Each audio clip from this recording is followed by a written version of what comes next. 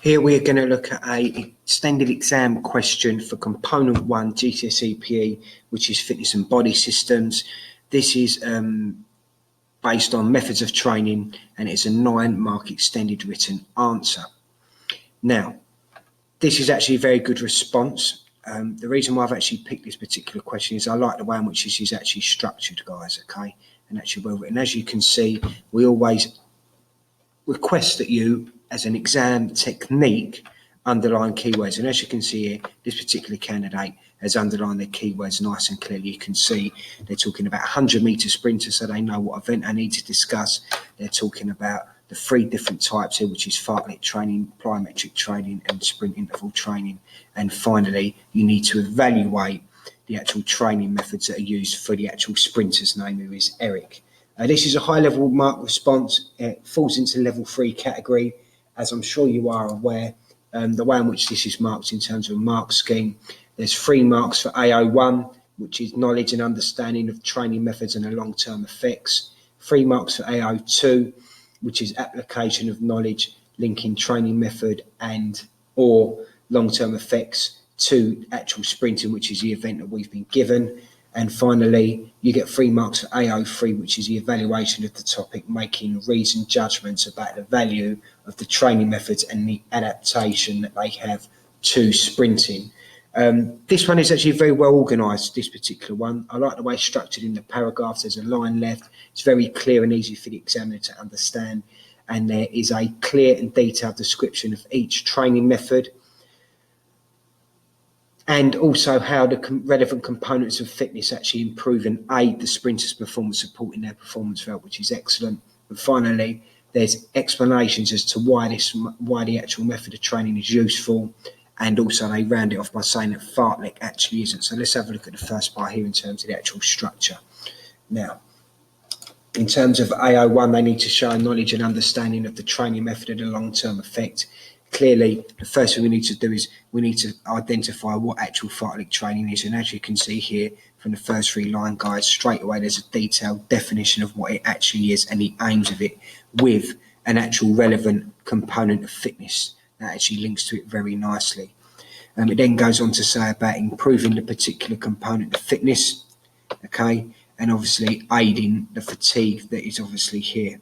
It then obviously mentions about process of nutrients and oxygen. So already we can see that there's a clear definition for AO1, and it goes straight into AO2, linking it to the relevant component of fitness that actually relates to.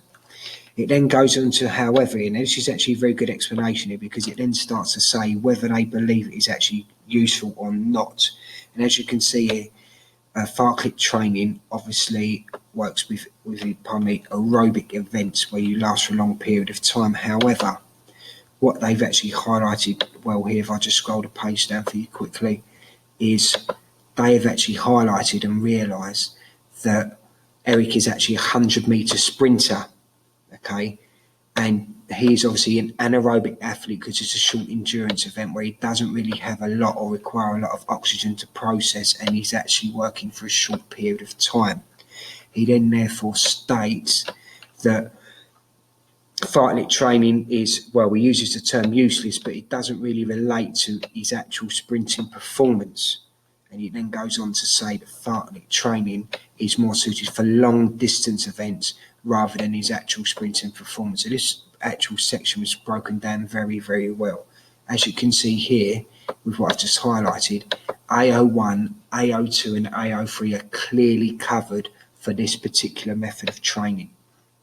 Now, the next method of training that this particular candidate decides to discuss is plyometric training.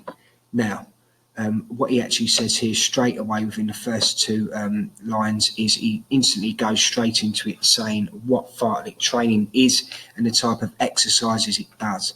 He then goes on to explain that this improves power.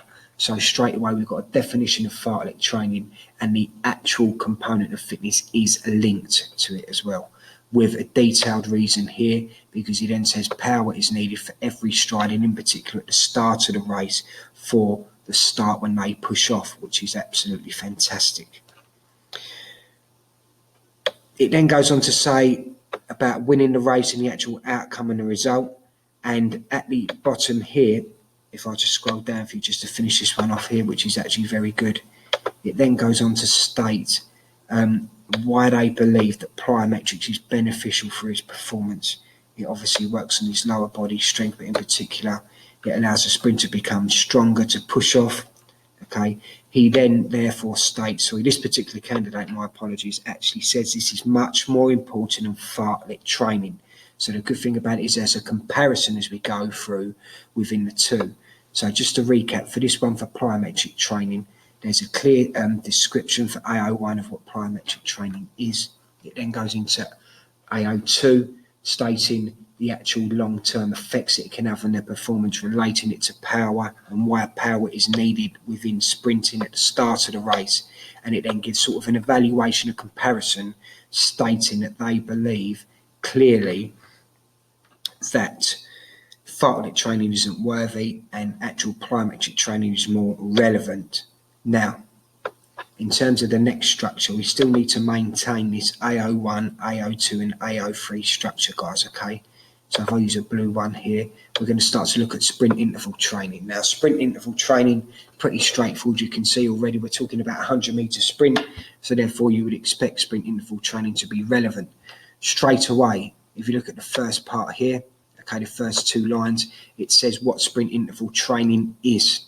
Okay, it's intense periods of work for an actual short distance. It then talks about its aim.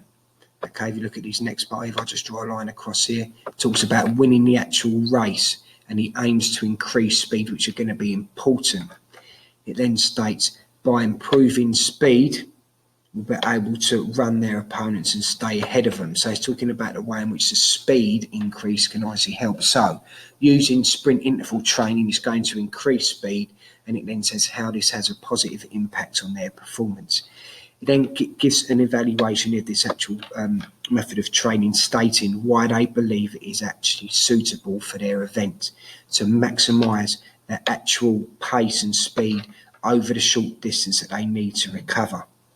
Okay, which is excellent. And it then obviously talks about improving the speed for them within the race, relating back to competition element, guys. So as you can see here, clearly each method of training is broken down well, and the criteria of AO1, AO2 and AO3 are clearly met for each actual method of training, which is why this gained a level 3 response. And then overall, just to finish off here, just as a conclusion, this is more for clarity to tell the examiner or to identify to the examiner what they actually believe in. It's got here, overall, I think that plyometrics is important for Eric to improve their power, and it also says about interval training as well. It then basically says, guys, that these are the most two important methods of training because it helps to increase his power and speed within his performance. So overall, this is a level 3 mark in the grade boundaries of an 8 or a 9 out of 9 marks, because if we just go to the top, they've clearly underlined and identified what they need to discuss. Each training method it's actually been highlighted here and been broken down with a description relevant to what the method of training is. The component of fitness is relevant to the actual method of training. It then mentions how it is applied with the long-term effects on their performance in competitions, and it then gives an adaptation as to why it is actually used at the end, guys. This is how you achieve a level 3 mark or grade for this particular